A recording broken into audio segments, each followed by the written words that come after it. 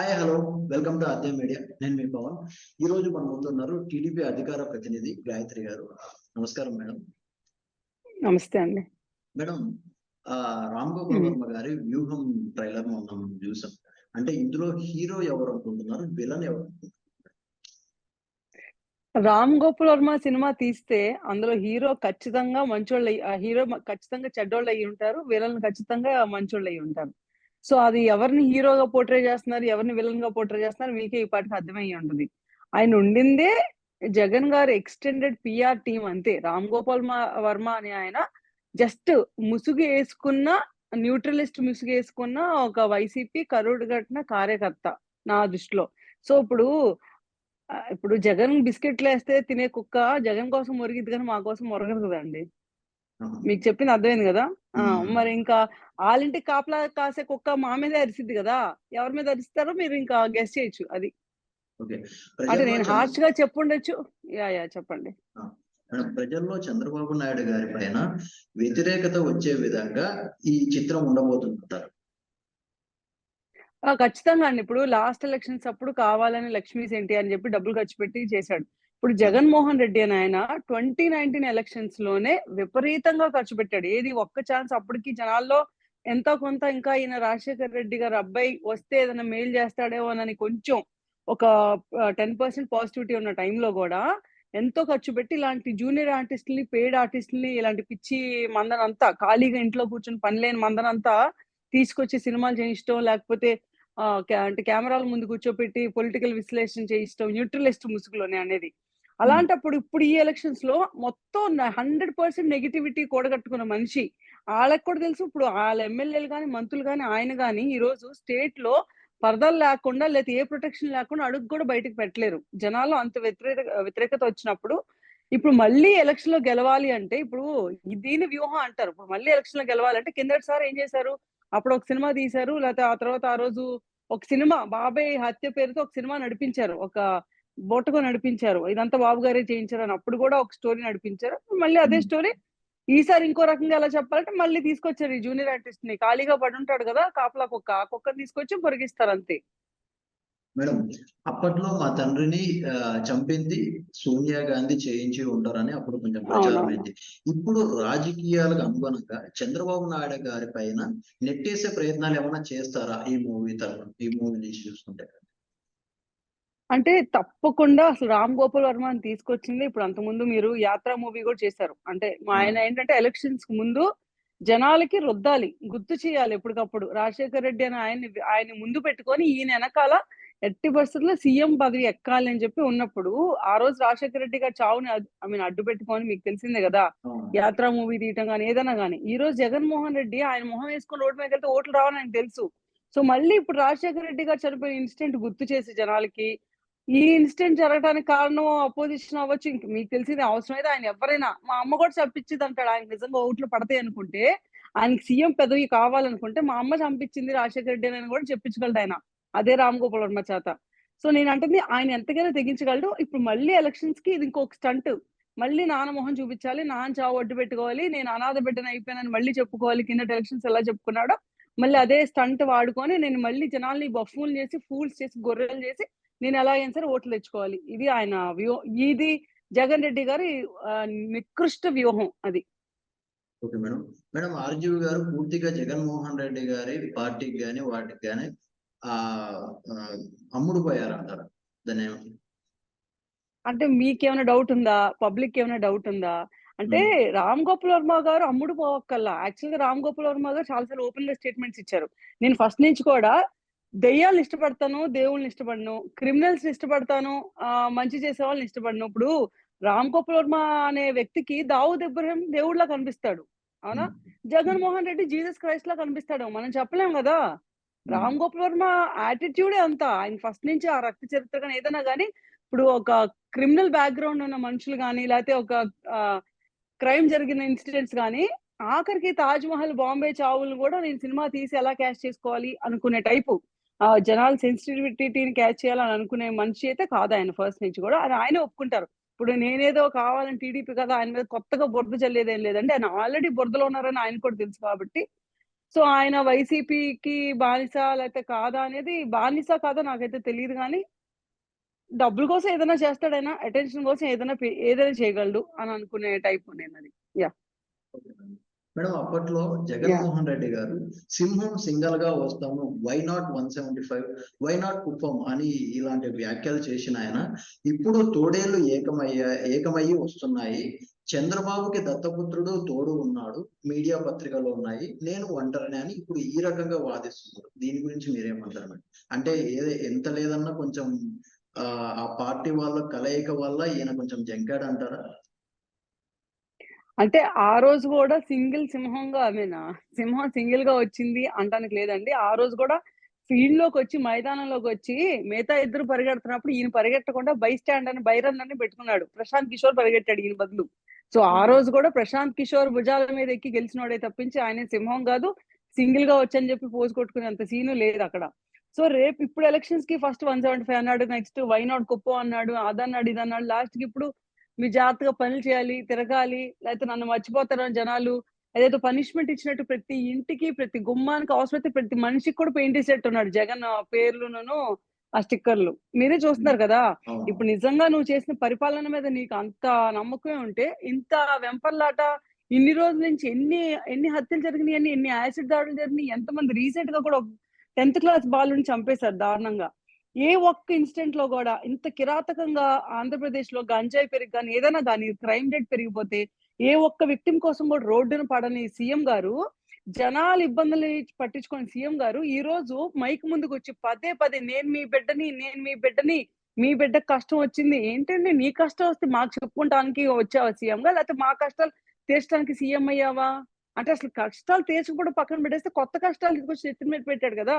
పబ్లిక్‌కి. హ్మ్. సో, 100% ఆ క్లారిటీ ఆయనకి కూడా ఈ పాటికి వచ్చింది కాబట్టి పదే పదే మైకుల ముందుకొచ్చి ఆళ్ళు మంచోళ్ళు కాదు, ఈళ్ళు మంచోళ్ళు కాదు. ఏవండీ ఇప్పుడు మీడియా సపోర్ట్‌తో ఈళ్ళొస్తున్నారు అని అంటున్నాడు. మరి ఏ మీడియా సపోర్ట్ లేకుండా మీ బాబాయ్ చావుని అంటే హార్ట్ అటాక్ అని చెప్పి ఏ మీడియా చెప్పింది మరి? ఈ రోజు దాకా ఆ మీడియాని ఎందుకు బ్యాన్ చేయలేదు? నీ సొంత బాబాయ్ చావే కదా! నువ్వే మళ్ళీ మైక్ ముందుకొచ్చి కాదు ఇలా చంపుంటారు, అలా చంపుంటారు, ఇలా పడ్డారు, అలా పడ్డారని చెప్పి మాట్లాడావు గదా! మరి నీ సొంత సాక్షి మీ ఆవిడ నడిపిస్తున్న సాక్షిలో ఎంత సిగ్గు లేకుండా మరి హార్ట్ అటాక్ అని అబద్ధాలు చెప్పి ఎందుకు రాష్ట్రాన్ని నమ్మించడానికి ట్రై చేశారు మరి? మరి దాన్నేమంటారు? అదే చతుష్టం అంటారు దాన్ని మరి. అదే హ్మ్. ఛానెల్, అదే తోడేలు ఛానెల్ మరి. జనాలందరిని మభ్యపెట్టి ఈరోజు రాష్ట్రాన్నన్నిటిని అంధకారంలోకి నెట్టడానికి ట్రై చేస్తుంది. నువ్వెవరివి మరి? నువ్వు నీ మినిస్టర్‌లు ఏ రోజు దాకా అసల ఏపీకి సంబంధించిన ఒక్కటైనా లా అండ్ ఆర్డర్ గాని, పోలీస్ అనకూడదు గాని, పోలీసులు గాని, సీఐడీలు గాని ఎవరైనా సరే మనకి అంటే పబ్లిక్‌కి ఫేవర్‌గా ఎవరైనా పనిచేస్తున్నారా? లేకపోతే జగన్‌మోహన్ రెడ్డిని కాపాడటానికి ఫేవర్‌గా పనిచేస్తున్నారా? సో, ఆయనంత సిగ్గు లేకుండా నేను సింగిల్‌గా అనటమే తప్పించి, ఆయనకంత దమ్ము లేదు, అంత ధైర్యం లేదు. ఎలక్షన్ కమిషన్‌ని లేకపోతే సెంట్రల్‌ని ఎవ్వరి కాళ్ళు పట్టుకొని బ్యాక్ స్టేజ్ వ్యవహారాలు చేసుకొని, ఆ రోజు గెలిచాడు. ఈ రోజు కూడా అలా గెలవడానికి ట్రై చేస్తున్నాడు. బట్ నాకు తెలిసి జనాలు ఇప్పుడొచ్చిన వేవ్ గాని, అప్పుడేదో సింపతి ఉండుంటది. ఇప్పుడు ఆ ఏ సింపతీలు వర్క్ అవ్వవు. ఎందుకంటే, జనాలందరూ ఇబ్బంది పడున్నారు. ఈయన వల్ల చాలా చాలా నష్టపోయారు. సో, హ్మ్. మళ్ళీ నష్టపోతారనైతే నేను అనుకోవట్లే. యాహ్! మేడం చాలా గ్యాప్ తర్వాత అనిల్ కుమార్ యాదవ్ గారు మొన్న వ్యాఖ్యలు చేశారు. నారా లోకేష్ గారు దొడ్డిదారిన మంత్రి అయ్యారు, లేకుంటే హ్మ్. మండలంలో వార్డ్ మెంబర్ కూడా అయ్యి ఉండరు అని చెప్పి వ్యాఖ్యలు చేశారు. దాని గురించి మీరేమంటారు మేడం? నారా లోకేష్ గారు మొన్న అంటే మంగళగిరి ఎలక్షన్స్‌లో ఓడిపోయారు. హ్మ్. ఒప్పుకోవాలి కదా! ఇది. ఆ! ఓడిపోయాం. కానీ మేము పేరుకి ఎలక్షన్‌లో ఓడిపోయాం గానీ, ఎలక్షన్‌కి ముందు గాని మినిస్టర్ పదవిలో ఉన్నప్పుడు ఎన్ని అవార్డ్స్ తీసుకొచ్చారండి ఏపీ రాష్ట్రానికి? ఎన్ని ఎక్సలెన్స్ అవార్డ్స్ వచ్చినాయి? ఇప్పుడు మీరు ఈ రోజు చూసుకుంటే కేటీఆర్ గారు ముందు గాని, తెలంగాణ ముందు గాని, ఈ రోజు మన ఐటీ మినిస్టర్‌ని పోల్చుకుంటే సున్నాలో ఉంది మన రాష్ట్రం. అదే నారా లోకేష్ గారు ఉన్నప్పుడు ఎంత ఎక్సలెంట్‌గా వర్క్ చేశారు. ఎన్ని అవార్డ్స్ తీసుకొచ్చారు. ఆయన, కేటీఆర్ గారు పోటీ పడినప్పుడు ఎన్ని ప్రాజెక్ట్స్ ఏపీకొచ్చేలా చేశారు. ఇదంతా నారా లోకేష్ గారి క్రెడిట్ కాదా? అంటే ఇప్పుడు నువ్వు అసలు వార్డ్ మెంబర్ పక్కన పెట్టండి. 16 హ్మ్. కేసులు 16 నెలలు జైల్‌లో ఉండి బెయిల్ మీద బయటకి తిరుగుతున్నాడు. సీఎం అయ్యాడు. అయితే అది గొప్ప? సీబీఐ జేడీ లక్ష్మీనారాయణ అనే గొప్ప వ్యక్తి ఎలక్షన్స్‌లో ఓడిపోయాడు. అయితే ఏంటి ఆయన చెడ్డోడైపోతాడా? లేతే జయప్రకాష్ నారాయణ లాంటి వ్యక్తి ఇప్పుడు లోక్ సత్తా పెట్టిన వ్యక్తి ఓడిపోయాడు. అయితే ఏంటది ఆళ్ళు చెడ్డోళ్ళైపోతారట ఏంటి? నీ కుట్రలకి, కుతంత్రాలకి నువ్వేదో చేసి అవతల వ్యక్తి ఒకసారి ఓడిపోయి ఉండొచ్చు. సో, ఇప్పుడు మళ్ళీ ఛాలెంజ్ చేస్తున్నారు గదా! అదే నారా లోకేష్ గారు. నేను గెలుస్తానా లేదా అనేది ఇంపార్టెంట్ కాదు గదా! ఆయన ఈ రోజుకి కూడా ఓడిపోయాక కూడా ఏదైనా వెనక్కి తిరిగెళ్లారా? మీరు బాడీ షేమింగ్ చేశారు, మీరు చేత కాదన్నారు, ఆయన మాట్లాడలేడు అన్నాడు. ఈ రోజు కట్ చేసి చూస్తే జగన్మోహన్ రెడ్డి గారు ఒక ప్రెస్ మీట్ వదలగలరా? కనీసం పేపర్ లేకుండా ఒక ప్రెస్ మీట్ మాట్లాడగలరా? గుండూరు అంటాడు, లేడీ సీఎం అంటాడు, అసలు ఆయన ఏం మాట్లాడో ఆయనకే తెలియదు. నేను అదే అన్నాను, ఇప్పుడు ఒకళ్ళని ఎక్కిరించినంత ఈజీ కాదు. ఈ రోజు ఆయన మేము ఓడిపోయి ఉండొచ్చు, కానీ జనాల్లో తిరుగుతున్నాంగా.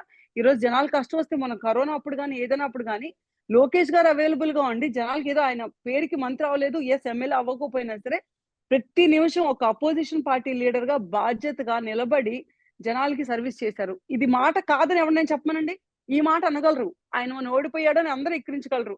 దమ్ముంటే కంపేర్ చేసి చెప్పగలండి, ఎవరు ఎక్కువ సర్వీస్ చేశారు ఈ 4 ఏళ్లలో, ఎవరు ఎక్కువ రోడ్డు మీద కనిపించారు, ఎవరు ఎక్కువ పబ్లిక్ కి దగ్గరగా ఉన్నారు చెప్పమనండి. ఆ మాట చెప్పమని. అదే అనిల్ కుమార్ యాదవ్ చెప్తాడో, లేకపోతే కొడాలి అని చెప్తాడో, లేకపోతే ఆ రోజాక చెప్పింది చెప్పుకోమని రోడ్డు మీదకి వచ్చి.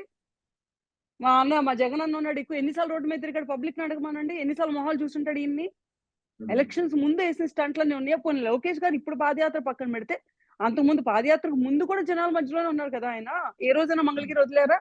ఈ రోజు అక్కడ లేడీస్ కి ఎంత మందికి సెల్ఫ్ ఎంప్లాయ్మెంట్ క్రియేట్ చేయాలని చెప్పి వాళ్ళ చేత పార్లర్ కోర్సెస్ అని, లేకపోతే టైలరింగ్ కోర్సెస్ అని ఫ్రీగా ఎందుకు నేర్పిస్తున్నారు? ఆయనకి ఏం అవసరం? మీలాగా ఎలక్షన్స్ ముందు ఒక స్టంట్ వేసుకోవచ్చు. ఇప్పుడు ఇంకా 6 నెలలు ఎలక్షన్స్ ఈ రోజు నుంచి స్టార్ట్ చేయొచ్చు కదా మీలాగానే. మేము కూడా స్టిక్కర్లు అంటించుకోవటం ఇల్లంట ఎందుకు చేయలేదు? పబ్లిక్ ఎందుకు సర్వీస్ చేసాం? ఛాలెంజ్ చేసిన 24 గంటలు 6 రోడ్లు వేయించగలిగాడు ఆయన. ముఖ్యమంత్రి గారు ఈ రోజు దాకా 4 ఏళ్లలో 4 రోడ్లు వేయించగలిగారా? మరి అంత చేతగానోడు సీఎం అయి కూడా ఏం పీకడానికి అండి? నేను అదే అన్నాను, నీకు ఏ పొజిషన్ ఉంటే ఏంటి? మేడం అనిల్ కుమార్ యాదవ్ గారు మరి ఇంకొక వ్యాఖ్యలు చేశారు. ఆనం రామనారాయణ రెడ్డి గారు అనిల్ కుమార్ యాదవ్ గారి పైన గెలిస్తే ఆయన భవిష్యత్తులో రాజకీయాల నుంచి తప్పుకుంటానని చెప్పి అనిల్ కుమార్ యాదవ్ గారు వ్యాఖ్యలు చేశారు. దాని గురించి మీరేమన్నారు? అసలు అంటే నేనంటూ ఆయనకు ఆల్రెడీ క్లారిటీ ఉంది. నెక్స్ట్ ఎలక్షన్ లో అనిల్ కుమార్ యాదవ్ అనే వ్యక్తి అసలు గెలవడు. గెలవడు కాబట్టి ముందుగానే నేను గెలవను అని చెప్పుకొని ముందుగానే నేను రాజకీయ సన్యాసం తీసుకుంటా అని చెప్తే కొంచెమైనా మొహం కాపాడుకున్నాడు అవుతాడని ఏమైనా చెప్పుంటారేమో, కానీ నాకు తెలిసి అయితే గెలవరు. అసలు ఏం చేస్తారని గెలవాలండి ఆయన? ఇంతకుముందు మినిస్ట్రీ చేశాడు కదా, ఏం చేశారని గెలవాలి? అనిల్ కుమార్ అనేది యాదవ్ అనే వ్యక్తి ఏం చేశాడు ఈ రాష్ట్రానికి, లేకపోతే ఆయన మంత్రి పదవికి సంబంధించి ఏం పని చేశాడో చెప్పి పబ్లిక్ లోకి వెళ్ళమనండి. నేను అందరినీ ఛాలెంజ్ చేస్తున్నా, ఆయనే కాదు. మామూలుగా అయితే జగన్మోహన్ రెడ్డి కూడా ఈ రోజు పులివెందల్లో ఎమ్మెల్యేగా పోటీ చేస్తే ఆపోజిట్ లో వాళ్ళు సునీతమ్మ గారు ఉన్నారు కదా, వాళ్ళ సిస్టర్ ఎవరో బాబాయ్ కూతురు ఉంది కదా, ఆవిడ పోటీ చేస్తే ఈయన కూడా గెలిచే పరిస్థితి లేదు. ఇంకా అనిల్ కుమార్ యాదవ్కి ఏం దిక్కుంది? సో మంచిది, ఈ రోజు నుంచి మానేసుకోవచ్చు, ఈ రోజు నుంచి ఇంట్లో కూర్చోటి నేర్చుకుంటే మంచిది. మేడం ఎన్టీఆర్ గారి అభిమాని ఒకరు శ్యామం అనే ఒక వ్యక్తి చనిపోయారు. వాటికి చంద్రబాబు నాయుడు గారు ఎలాగైనా కానీ దీన్ని నిష్పక్షపాతంగా మీరు దానికి విచారం జరపాలనేది ఆయన చెప్పారు. దీని గురించి మీరు ఏమంటారు? వీళ్ళు జరిపిస్తారంటారా, లేదంటే వివేక కేసు లాగానే ఇది దుమ్మి కేసులో కొట్టుకుపోతున్నారు? అంటే ఆయన ఉండగా, జగన్మోహన్ రెడ్డి గారు ఉండగా ఏ క్రిమినల్ కూడా శిక్ష పడదండి. ఎందుకంటే ఆయన ఒక క్రిమినల్ అయ్యి ఉండి బయట తిరుగుతున్నాడు కాబట్టి ఆయనకు స్వతహాగా యాటిట్యూడ్ ఉన్నట్టుంది. నేనైతే ఈ రాష్ట్రంలో ఈ రోజు దాకా ఎంతో మంది మీద దాడులు చేసిన ఉన్మాదులు కానీ ఎవరైనా ఈ రోజు దాకా శిక్ష పట్టం అయితే నేనైతే చూడలేదు. మరి మీరు ఎవరైనా చూస్తే నాకు తెలీదు. సో ప్రత్యేకించి ఇప్పుడు ఇది చాలా దురదృష్టకరం శ్యామ్ అనే వ్యక్తికి జరిగింది. సో మనం మేము టీడీపీ పార్టీ నుంచి కానీ బాబు గారు కానీ డిమాండ్ చేస్తాం, ఎట్టి పరిస్థితుల్లో ఇక్కడ ఏం జరిగింది ఏంటి అని మొత్తం డీటెయిల్స్ కావాలని. బట్ నాకు తెలిసి అయితే రాదండి. మనం దాన్ని ఏదో అంటారు, చెవిటోడు ముందు శంఖం ఊదినట్టు జగన్మోహన్ రెడ్డి అనే వ్యక్తి ముందుకెళ్ళి మనం అడిగటం కూడా waste.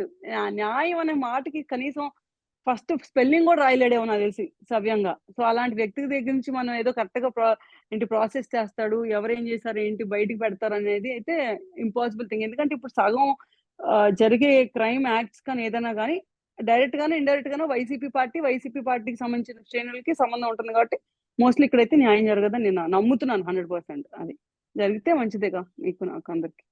Okay madam. Madam Jaganmohan Reddy గారు మద్యపానం నిషేధం చేస్తానని చెప్పి ఇప్పటికీ అంటే కల్తీ మద్యం కానీ లేకుంటే ఏదో ఒక రకమైన మద్యాన్ని అయితే మార్కెట్ లోకి తెచ్చారు. భవిష్యత్తులో మన టీడీపీ అధికారంలోకి వస్తే మద్యపానం నిషేధం చేసేదాని మీద మీకు ఏమైనా చెప్పగలరా దాని నుంచి? ఐ డోంట్ థింక్ సో అండి. ఎందుకంటే ఇప్పుడు సగం మీరు మేనిఫెస్టో చూసారు కదా, నెక్స్ట్ మేనిఫెస్టో రేపు దసరా టైంకి మొత్తం రిలీజ్ చేస్తున్నారు బాబు గారు. మద్యపాన నిషేధం అనేది చేయగలరా లేదా అంటే మరి బాబు గారు చేసేటైతే లాస్ట్ ఎలక్షన్ లో కూడా అనౌన్స్ చేసేవాళ్ళు, ఇప్పుడైతే అనౌన్స్ చేయలేదు. అంటే ఎకనామిక్ స్టేటస్ మేము ఏ రోజు ప్రామిస్ చేయాల ఖచ్చితంగా చేస్తాం. అలాగా మేము కల్తీ సారా అమ్ముతాం, లేకపోతే చీప్ లిక్కర్ అమ్ముతాం, లేకపోతే బ్రాండ్ మార్చి జే బ్రాండ్లు అమ్ముతాం, జనాల్ని రూపాయి దగ్గర 10 రూపాయలు ఖర్చు పెట్టేలా తాగుబోతుల్లా తయారు చేస్తాం అని చెప్పం గానీ, సర్టెన్ మెజర్స్ తీసుకొని ఒక బోత్ స్టేట్ అండ్ పబ్లిక్ ఇద్దరు బెనిఫిట్ అయ్యేలాగా ఏమైనా మెజర్స్ తీసుకుంటారని అయితే నమ్ముతానండి నేను. ఎందుకంటే ఇప్పుడు స్టేట్ ఉన్న క్రైసిస్ కి సడన్ గా ఎకానమీ మొత్తం వాష్ అవుట్ అయిపోతుంది. ఇప్పుడు ఆల్కహాల్ ఇన్కమ్ కూడా లేకపోతే వాష్ అవుట్ అయిపోద్ది కాబట్టి మరి అనుకుంటాను నేను. I'm not sure. బాబు గారు ఇప్పుడు అదంతా పెద్ద స్థాయి వ్యక్తులు కదా అనౌన్స్ చేయాల్సింది అవునవును. మేనిఫెస్టో. చూద్దాం. Even I'm waiting for it. But I don't think so this will happen. Yeah. మనం ఏ రోజు మేడం ప్రామిస్ చేయలేదు కదా అంతకు ముందు కూడా ఎప్పుడు. ఉమ్, యా చెప్పండి. Okay madam. మేడం షర్మిల గారు గతంలో చూసుకుంటే ఉమ్. జగనన్న వదిలిన బాణం అని అన్నారు. ఇప్పుడు పులివెందులలో జగన్మోహన్ రెడ్డి గారికి ఆపోజిట్ గా పోటీ చేస్తారు అనే ప్రచారం జరుగుతుంది. ఇప్పుడు ఆయన ఆ బాణం ఆయనకు రివర్స్ అయిందంటారా? అంటే మరి మోస్ట్‌లీ నాకు తెలిసైతే ఆవిడ ఆంధ్రాకి రానివ్వరు ఈవిడ్ని. ఎందుకంటే ఆవిడకి కూడా ప్రాణ భయం ఉండుంటది నాకు తెలిసినంత వరకు. ఆళ్ళ అన్నయ్య గురించి ఇప్పుడు మనకే తెలిసినప్పుడు ఆ ఇంట్లో పుట్టి పెరిగిన వ్యక్తికి తెలిసిద్ది కదా! ఆ అన్నయ్య ఎలాంటి శాడిస్ట్ ఏంటని ఏదైనా మరి కనీసం ఆ ప్రాణ భయం కోసమైనా సరే ఆవిడ ఆంధ్రప్రదేశ్‌కి రారేమో అనుకుంటున్నాను. బట్ అయినా తెగించి వస్తే మాత్రం అసలు ఆవిడే కాదు ఆళ్ళ ఇంట్లో పనమ్మాయి నించున్నా సరే జగన్మోహన్ రెడ్డి గారి మీద గెలిసిద్ది. సో నాకు ఆ విషయం అయితే డౌట్ లేదు. సో ఆ బాణం ఇప్పుడు తిరిగి ఆయన గుచ్చిద్దా? గుచ్చదా? అనేది మ్యాటర్. ఈయన ఆల్రెడీ పెట్టిన గాయాలకి ఆళ్ళు ఇక్కడి నుంచి ఎళ్ళిపోయి వేరే రాష్ట్రంలో ఉన్నారు. ఆవిడకి చాలా ఇబ్బంది పెట్టినట్టు ఆవిడ అంతకుముందు కూడా చెప్పారు ఒక ఇంటర్వ్యూలో. ఆవిడకి రావాల్సిన ఆస్తులేవో ఇవ్వలేదని. Whatever it is. ఆవిడకి ఇవ్వాల్సిన స్థానం ఇవ్వలేదు. వాళ్ళ తల్లిగారిని కూడా తీసేశారు ప్రెసిడెంట్ పోస్ట్ నుంచి. సో మనమైతే వెల్కమ్ చేయొచ్చు. ఆవిడొచ్చి పోటీ చేస్తే వెల్కమ్ చేస్తాం. ఎవరైనా సరే అంతే కదా! అది.